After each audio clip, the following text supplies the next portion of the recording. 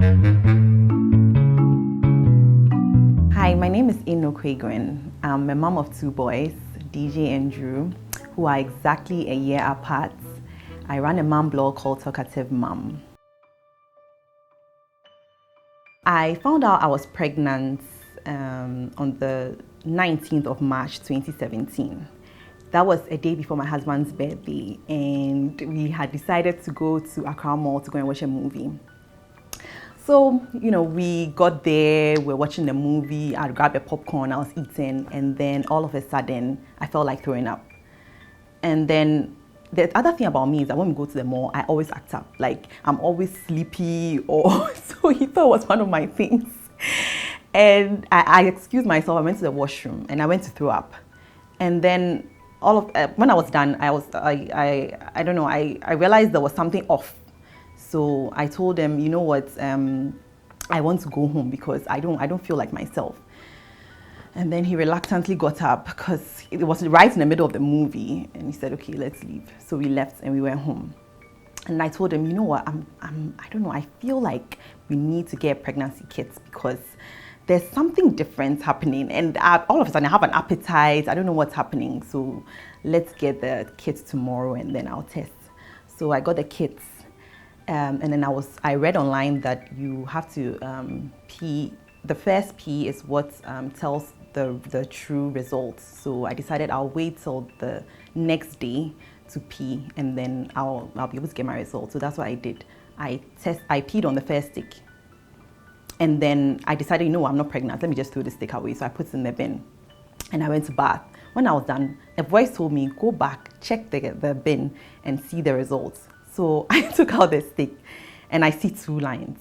And I'm like, wait, what does this mean? Because I read that it means I'm pregnant. Am I really pregnant? So I realized, no, I'm pregnant. I said, okay, you know what? I'm very dramatic. So I said, I can't just tell my husband, oh, I'm pregnant. Let me find a nice way to bring the news to him. So I said, okay, he's going to get ready for work soon. So once he comes, I was in the bathroom. So when he comes to the bathroom and then he's done dressing up, I'll go and wrap my arms around him and I'll tell him, oh, I'm pregnant, like first part. And he comes, he's done bathing, dressing up, all that. And he's done, and I go and wrap my arms around him and he's like, babe, I'm in a hurry, I need to go to work now. And I'm like, okay, anyway, then I'm pregnant. And I just left the stick on the table close by. And he was like, wait, what did you say? I was out, I was going to the kitchen. He checks the stick, he sees the 2 lines, and he's like, you're really pregnant. Like, he yells it from where I am.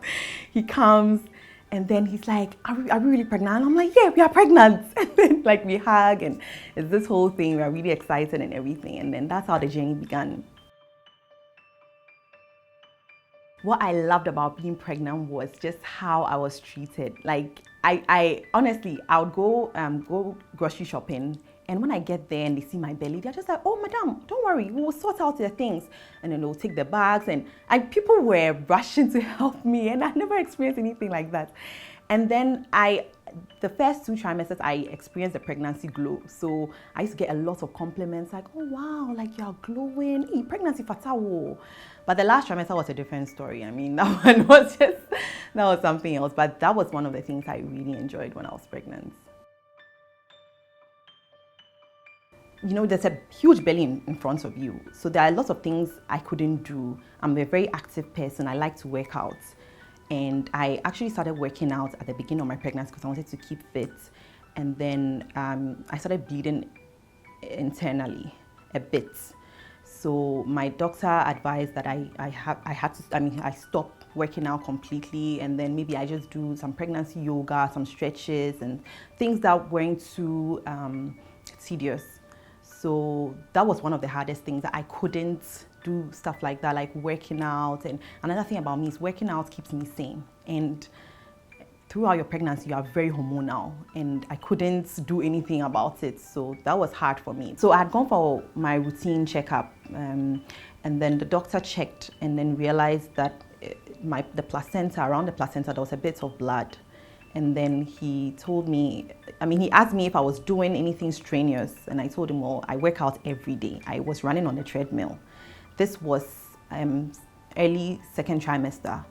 So he said, no, you have to stop, and then let's examine and see if it stops. And then once I stopped working out, it's improved. So that's how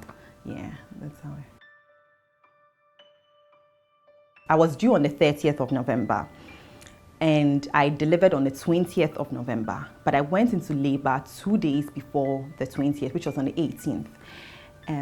I was home, and I had a friend's graduation dinner to attend, which I was bent on going. And that's the thing about me, I'm very giddy. Like, through pregnancy, I don't sit still. And that's the thing, people used to complain about it all the time, sit still, relax, but I always wanted to be up and about doing my thing. So I told my husband, we have to go for this graduation dinner, and then he agreed, so we went. We were at the dinner, and then I started to feel like it was a weird feeling, sort of like cramps. And I'd read that that's how labor starts. So once I started experiencing that, I was like, wait, there's no way I'm going to labor right now. It's still a bit early. So I didn't tell my husband about it.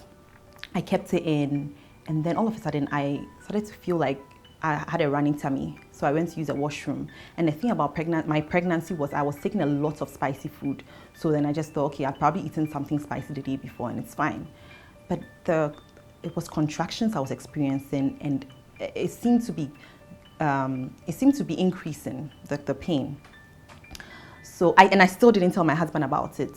We left and went home, and then I went to watch a movie or Netflix, something. I was doing something, I was watching something, and then I went back to the bedroom to go and lay down. I was able to sleep just for maybe about 1 or 2 hours, and then the pain woke me up. So after that happened, I decided, no, you know what, this is probably maybe active labor. I need to tell my husband. So I quickly told him, and then he just jumped up. He was like, we need to go to the hospital immediately. Thankfully, I'd already packed my hospital bag weeks before. So we just put in the bag in the car, dashed to the hospital, and then they rushed me upstairs. They went and then checked how far I dilated. I had not dilated. Like, I was like, what was the pain for? So I asked the nurse, like, what does this mean? She said, oh, active labor hasn't begun, so you can either go home and rest, or you can stay here. And then I said, no, I'm not staying here. If labor hasn't begun, then I'm not going to stay here. So I went home with my husband, and then I was able to sleep for a few hours. Woke up around 9 a.m. That was the day before I delivered. Woke up around 9 a.m. and then went to use a washroom. So as I was peeing, then I saw the mucus plug, which is essentially mucus mixed with blood. I called the hospital immediately, and they told me, you need to come in now.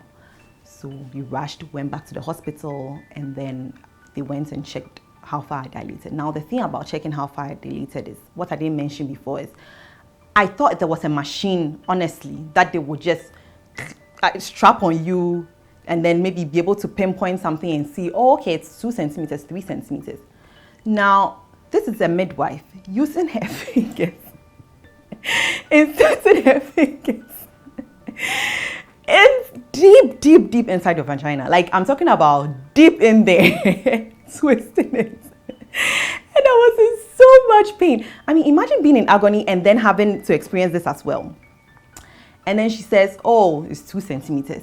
I said, 2 centimeters? But I'm supposed to dilate it 10 centimeters before I can deliver, right? She said, yes. And I said, normally, how quickly would I dilate? She said, oh, on the average, about an hour for every centimeter. And I said, okay, so 8 centimeters, 8 hours to go. That's fine, I can deal with that. 2 hours later, she comes back to check. I was 3 centimeters dilated. I said, oh my goodness, okay, you know what? Am I going to get an epidural? And she said, oh, an epidural, did you talk to your doctor about it? And I said, I thought you just request for it. And she said, oh, okay, we'll see what we'll do. And I realized they weren't comfortable giving me this epidural. And I was bent on getting it, because I said, if this is the pain now, I can't imagine what 10 centimeters will feel like. So 5 hours later, she comes in, goes in there again, and I'm still 3 centimeters. And then I just start to cry. Like, I just broke down. And the annoying thing about labor is you can't even feel free and cry. In the middle of crying, the pain starts, you are like, and then it's like all of a sudden you just have to go through the pain. You're crying, you're going through pain. It was just like that. My husband is standing by me, comforting me. Oh no, it's be fine. And I'm just getting irritated. My mom is there praying, and don't worry. And I didn't want to hear any of that. Like, I just wanted the baby out. So she comes in an hour later, and then the same process, checking how far I dilated. And she was like, 8 centimeters. We have to go to the labor ward now. So once they put my legs on the 2 stands, immediately I had the sudden urge to push. Like, I was like, I'm pushing out this baby. And they had told me, when we do that, don't push. So we tell you to, and I said, I'm pushing. I started to push. Here I was yelling, and that wasn't how to push. And we're like, you're wasting your energy. Like, this is not how to push. Pushing is, that's silence. Just do that. You'll be fine. And I was like, okay. So it's like you are going to poop, but you just have to purse your lips and just, focus all your energy on just, that's it. And the baby will be out. So I started, pushing. And this baby the baby wasn't coming. It was, they would see a bit of his head, and my husband would tell me, oh, I can see the head. So I got encouraged. But apparently I didn't know you're supposed to push. You're supposed to actually make that sound of, so the entire head is out. I thought you could, a bit of it will come. And then, but when I do that, the baby's head goes back in. When I do that, the baby's head goes back. When I stop. So I told the midwife, I can't do this. Like, all my energy is lost. 2 days of being in this pain. All my energy is lost. So please, what can we do? And she said, we have to go through an episiotomy. So we'll have to cut you. And I just said, okay, what about that? I'll get the baby out. So she takes out the scissors, snip, and blood everywhere. I'm talking about, I'm screaming. I thought I wouldn't feel it. And my husband is standing there and he's in shock. Like, he was frozen for a while. And he was actually leaning on me because his legs were so weak. And I was like moving him off me. I was like, what? I'm not going through the pain. So eventually now, I was able to. So now the baby was able to come out that I pushed. And that's the sad part, because after that pain I went through, I immediately had to go into pushing. I started to push, and then the baby's head is coming out. And then they wiggled the shoulders and then brought the baby out. And then they put him on me. And I thought it was going to be one of those movie moments where I just like smile and look down at the baby and just, but I was just like so weak. I was barely holding the baby. Like, as they put the baby on me, and I was just like, can someone just go and like take this baby off me? I was tired. So I was like, wow, I can't believe I didn't have this bonding moment. But honestly, that was the last thing on my mind. And then I had to move to the next phase of pushing out the placenta, which I had no idea. I didn't know you have to give birth to a placenta. So here I was, round 2, placenta. So I had to push out the placenta. They wiggled it and then brought the placenta out. And then it was time to stitch me up. So they injected me with the anesthesia, which was very painful, and then began stitching me up. And then that was done. Cleaned me up and then wheeled me back into my ward. And then, yeah, that was it. With my second pregnancy, my first was just 3 months. I never found out till he was 5 months, and I realized I'm getting some symptoms that are mimicking what I went through with my first. I'm eating a lot, I'm having some mild headaches, and I'm fatigued. I said, I can't be pregnant. I mean, that's impossible. So I decided, let me go and get a pregnancy kit again and check. Go and get it, and then I checked 2 bold lines. I'm like, this one isn't a fairy tale. I'm not going to wrap my hands around my husband and tell him this. I have to break it to him as this. So at that time, he was working from home. So he was in the home office. And then I go to him and I drop the stick and I said, I'm pregnant. And he was like, pregnant? How? Like, he was just like, he was so shocked. And the thing about my husband is he doesn't react a lot. So when he reacts, it's funny. And I'm standing there, I'm like, what are we going to do? Like, I barely know how to be a mom. I'm trying to manage this baby, 5-month-old baby, and I'm pregnant again. What are we going to do? He says, you know what, it's fine. Let's just thank God we have a second baby. We can just get it out of the way and then we are done. And then I said, okay, I have to call my mom, because my mom my brother and I were 1 year and 3 months apart. So she had the same experience. So I said, she's the best person to advise on what to do. So I call her and she starts to laugh on the phone. Can't believe you've gone through the same thing I've gone through. Hey, is you. I'm like, God, I need some words of encouragement. So she's like, oh, don't worry, I manage. Oh, you'll be fine. Don't worry, we'll all be there for you. My mother-in-law also assured me she'll be there for me. And I said, all right, I'll just, And I was really ungrateful at the beginning. Honestly, I have to admit, I felt very bad. I was ungrateful. I mean, I know babies are blessings, but then because of my experience, the birth experience, my first, I was still scarred. And people always say, oh, you forget it. But I hadn't forgotten it. The thing was fresh in my memory. It's even still fresh in my memory now. So at that time, I was like, can I go through this again? There were so many questions, how I was going to handle a baby and pregnancy. But eventually, I came to terms with it.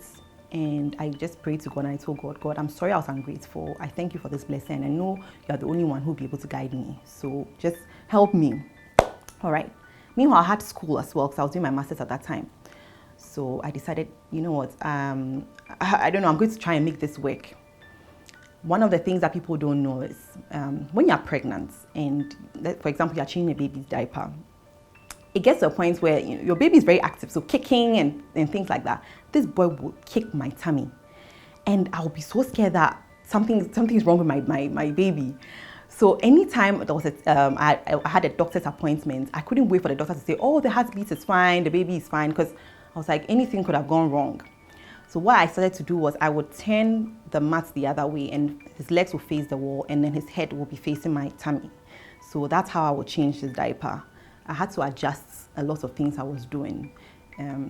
People also say that babies can sense when you're pregnant, and I think he could, because my first DJ, he is not clingy at all. But suddenly he became very clingy, always wanting to be held. And imagine carrying a heavy baby when there's already a baby in you. It was really tiring. I also didn't want him to miss out on just being a child, like being a baby. I didn't want him to miss out on that, so I had to baby him. Fast forward, labor with the second. Labor with the second was relatively easier than the first. It was very quick. I started to experience a bit of the pain around 12 midnight, but I was still able to sleep. Around 3 a.m., I woke up and I realized my water had broken. There was so much water on the bed. And then I immediately knew, no, this is not pee. It's my water. So my husband was lying on the bed, so he could feel it. So I just told him, this is what has happened. We have to go to the hospital. So we just, unfortunately, I had not packed my diaper bag, unlike the first, because he came 3 weeks earlier. So we had to get things done. And my first was also asleep. And here's a situation where it's just my husband and I and the baby at home. So we had to call in someone to come. This was around 3 a.m. Called my mother-in-law. She lives close by. She came in and then she came to take care of DG. And then we were able to leave and go back to the hospital. So we went to the hospital and same procedure. Checked how far I dilated. At that time, I think I had dilated about 5 or 6. And this was around maybe 5 a.m. And then I also thought, okay, maybe since my first took so long, this might probably take longer. So they should just take me back to the ward and then I'll rest. But all of a sudden, I felt a drop. It was like the baby had just leaped down there and was ready to come out. So then I just told them, I think I'm ready to push. And they said, really? So then they started to get things done. And I felt this sudden urge to drink a lot of water. I almost felt like I was passing out. So my husband, thankfully, he had a bottle of water there and I drank it. And then it was game time. I was ready to push. So put my legs there, same thing. But then this one was, at that time I felt like I had become a pro. I understood you don't need to yell. Oh, I just started like, baby, let's go. So I went for it. So the baby came out and then, they were cheering me on. Wow, you're doing such a good job. Wiggled the shoulders, brought the baby out and I was done. And the funny thing is this baby was born the same time my first was born, 6:20 a.m. 6:20 a.m. The second was also born. So the baby came out. Same, I still didn't feel that. I don't know what it is, but once I'm done pushing, I'm not ready to hold the baby. I don't know what it is. So they put him on me, and I was still too weak to hold him, even though this was relatively easier. So my husband escorted them again, cleaned him up and all that, and then brought him to me. But the only thing I noticed about my second was, unlike my first, who isn't very clingy, my second, he immediately wanted to be held.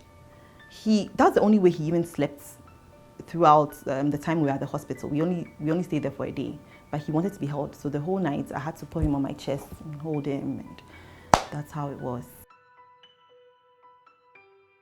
With my first, to be honest, I went through postpartum depression with my first. So I never bonded with him immediately. It took a while. So seeing him, I mean, I knew I had a son and I was happy but I just couldn't bond with him immediately. And I think it also didn't help that he wasn't that kind of baby who wanted to be held all the time. So really, I don't know, the excitement, I'm sorry, but the real excitement wasn't there. And I guess I was also healing from the pain. I couldn't even sit on regular chairs. Like I was in too much pain, and breastfeeding was also a struggle. So there were different factors that hindered me from really, really bonding with him immediately. Yeah, a lot. I mean, I'm talking about planning ahead of time. At first, we could do spontaneous things, like if we wanted to visit a friend, or I don't know, maybe I had some things to do, I could just pick my bag, leave, go and buy the things, come back. Now, everything has to be planned. Even, I mean, little things, like I have to know who is taking care of the boys at what time, or what would the boys be doing when I leave, who will be in charge, what time is their nap time, like everything is scheduled. And everything, my life is scheduled around them. Like when they nap, then I know, okay, now I can go do something productive. When they are eating, I have to be sitting by them, or, like everything is scheduled, planned. My life has completely changed, completely. Since I gave birth, I would say that I think I'm a nicer person now. I don't know, I think I'm more understanding. I don't know, I just think I'm patient. My husband would disagree, but I honestly think I'm much better. And also I think I've matured more. I'm putting their needs ahead of mine. I think I used to be a bit selfish. I think so. I don't know, it was just all about me, or maybe a business I'm running, but now it's about my kids. Even when I'm going to buy things, I used to shop a lot for myself. Like every time I'm going on Instagram looking for, what should I buy? Like, some cute sandals. But now it's about the kids. Oh, maybe they need some book, or it's like everything is about them. Money-wise, I'm always trying to set money aside for the kids. My husband and I, if we are planning certain things, it's like, okay, we have to factor in school fees, groceries. I mean, groceries has increased because they are eating all the time. So the bill for that has increased, like things for diapers, clothes, like everything. So I'll just say that I'm selfless, and I'm more patient now, and I'm just like a much better person I am. With my first, I was completely confused. Like I would read, but it's different from actual life. I was always Googling things, like even to the extent of Googling like the color of his poop, like is this like things like that. I actually went through a gallery, I'm so sorry, of poops, different colors. Okay, so this means they've just been vaccinated, that's why it's green. Okay, so when it's light brown, like things like that. I was scared, and I had no idea what I was doing. I'm not saying I know what I'm doing now, but now I'll say I'm much more knowledgeable, comfortable. I don't get too alarmed. In my mind, they are boys. They would fight and hurt themselves. My mom has this saying, when the boys fall, she says, oh, and And then she just ignores them. Oh, they bump their head in choleria, that kind of thing. Sometimes if I realize it's serious, we'll go to the hospital.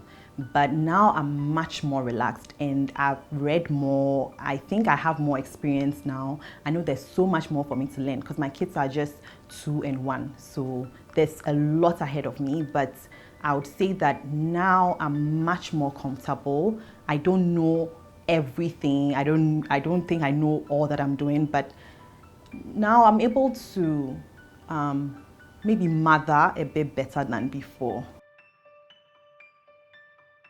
With sleep, I was very fortunate with my first. My first slept a lot.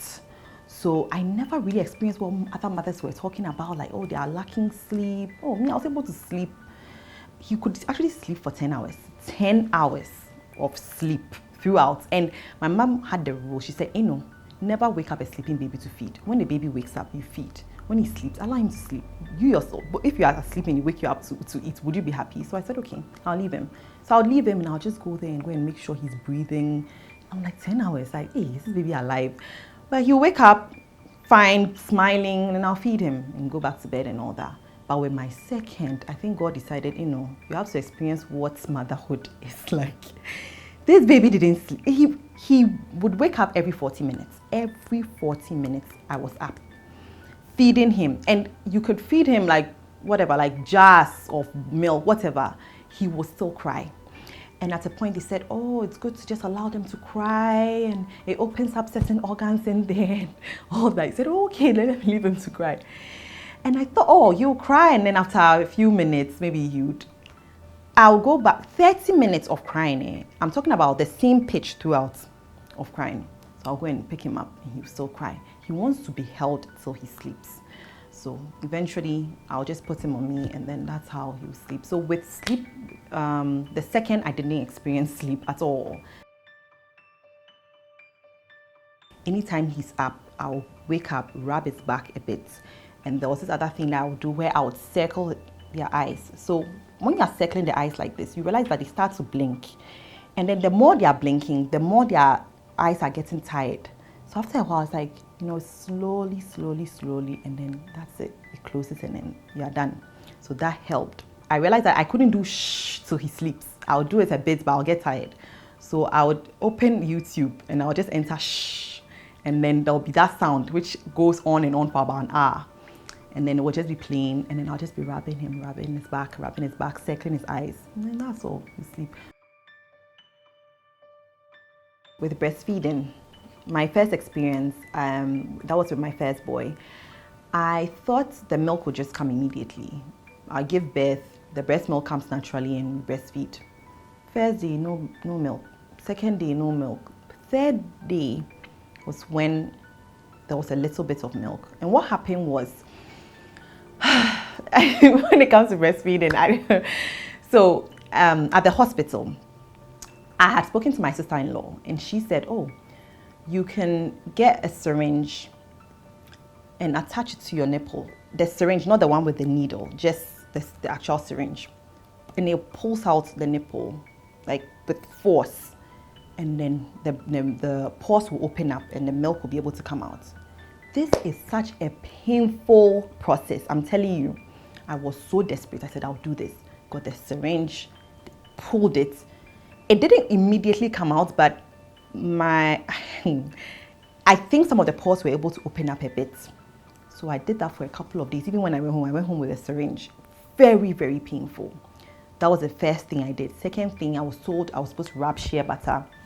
That also would help the milk flow. I don't know the scientific whatever behind that, but I did that. And I think that also helped. So I tried a couple of things and then eventually I was able to get some breast milk out. My baby loved to eat. I would put him on the breast and I don't know if he was even getting enough because there was just little breast milk coming out. And he wasn't latching well. His gum was on the nipple and it was painful.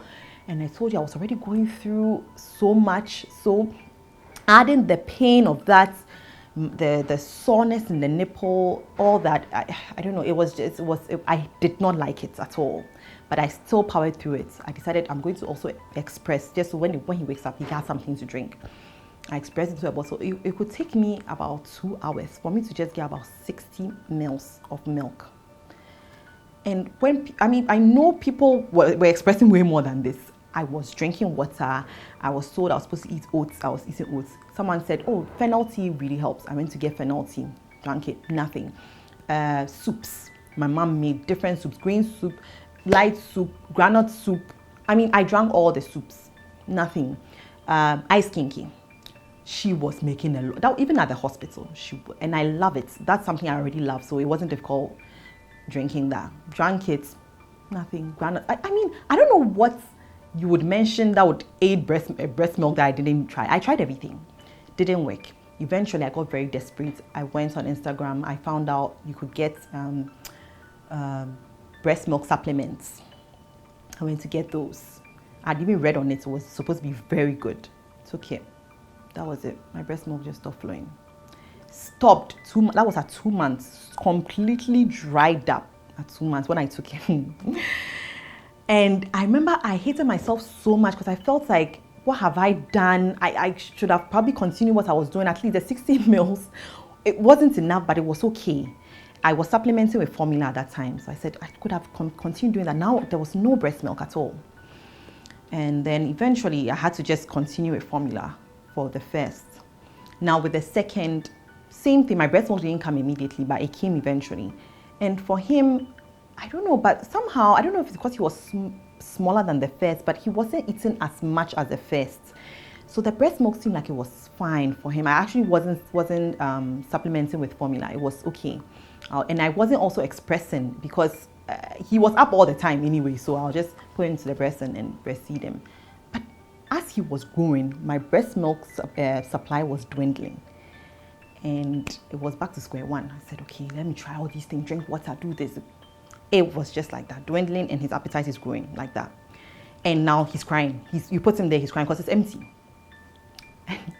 Honestly, that thing breaks my heart because there's nothing sadder than putting a baby to your breast and you are not getting anything. Like, it's the most heartbreaking. I could actually cry right now thinking about it. But eventually I had to give him formula. And I'm not against formula in any way. I'm just saying that I had just wished I could have, given him what he needed. But thankfully, he didn't react to the formula and he was fine. I thought maybe there was going to be a difference, but he was okay. He just went with the formula and that was it. When you have a baby, you have to wash every day. Now, the reason is they sometimes, they spill milk on their clothes, their bib, and it stains. And you can't leave it and then it will get moldy. So I was doing laundry every single day. That was at the very beginning. Till somewhere, I think when they started solids. And then, no, not even solids. At that time, I was still washing every day. I think it was after a year. After they were a year and they weren't using bibs. Not the cloth bib, but they use the silicone bib now. So now I can just put in the sink and clean it myself. So now I wash just about 3 times a week. Yes, definitely surprised myself because I have 2 boys who are energetic, who won't sit still, messing things. And I have to have energy that will match that. So I'm always up and about, trying to manage them, manage the house, my husband, myself. And this is something I never thought I would be able to do in a million years. But here I am, conquering. So I'm definitely surprised myself. Yeah. So with work, I told you I own my own business. I'm trying to move away from events, not totally. I'm still going to be doing rentals and a bit of events here and there, but I'm going to be doing marketing for brands now. It's not a 9-to-5, so it's very flexible. Right now, it's much easier because they're toddlers now. Before, my diaper bag was filled with all sorts of things. So I have the bag, and then the changing mat is in there, diaper, wipes, an extra outfits. If it's socks, depending on how old they are. If they are fresh babies, then mittens, hats, everything. But maybe past 6 months, just the extra onesie, maybe socks, bib, and then their hospital record book is always in their diaper bag. So I have that in there. And then my things as well, pairs, keys, and sanitizer, whatever I have to pack. So those were the things I'll pack in the diaper bag. Now it's just a small bag that I put their baby inside just in case we eat anywhere. I still pack their plates and their bowl and cutlery. Yeah, just in case, I don't know. So I pack that as well. And then a change of clothes, because those kids, I don't know, somehow they make themselves dirty. I don't know what it is. Roll around somewhere on some grass somewhere, or even just the bare floor. So I pack that. So for me, I am extremely animated. Like I'm talking about, the things I do, I try to compose myself. You know, when I'm in public, but I'm foolish at home. Very, very foolish. Like I do so many things. One day I'll record one of these things, but I do a lot of things. I don't know what I don't do.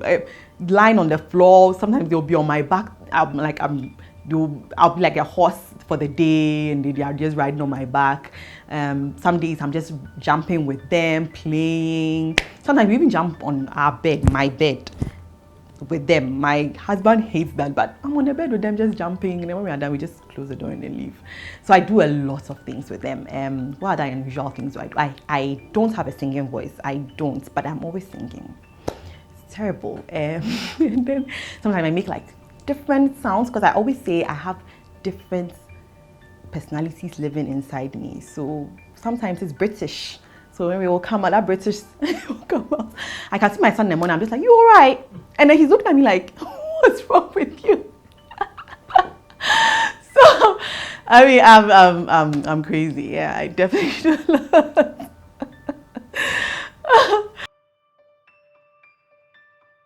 With regards to baby clothing, especially the first year, they run through it very quickly. What I was blessed with was the fact that I had 2 boys. So once the first one is done, there's something like brother thank you. So you just give it to the second one, and then that's it. So I'm like, oh, okay, where's DJ's 6-month baby? Then I just, so with baby clothes, I was blessed in that department. Yeah. And also I got a lot of baby gifts with clothes. I got aunties and relatives sending clothes and all that, so I didn't have to buy a lot of clothes for them. The most challenging part for me was breastfeeding. Like I already mentioned, that was the hardest period of my life. The fact that I just couldn't give them enough. Everything else, I feel I was able to learn along the way. Anytime they will fall sick, that would also bring another challenge, because maybe you have to stop everything you're doing, take them to the hospital, even if it's in the middle of the night. So those are the few challenges I've gone through. But so far, I think it hasn't been as bad as I thought it would be. What I appreciate the most about motherhood is the fact that I'm just keeping 2 kids alive. Like every day I see them, I'm like, oh, okay, at least they are still alive. I'm doing a good thing. I'm doing something right. Another thing I love is when they eat and then they turn around and they say, Mommy, more. Like those 2 words, like Mommy, more. Like when I hear more, I'm like, okay, at least like they enjoy the food and they want more and all that. And the last thing is like in the mornings when I go to pick them up and then they see me and then they just light up. Like that nothing, absolutely nothing can replace that. Although I don't know if it's because I'm picking them up from their cot so they can run around, or they're just excited to see me, but I just love seeing the smile on their face, and yeah, it makes me love being a mom. Yeah.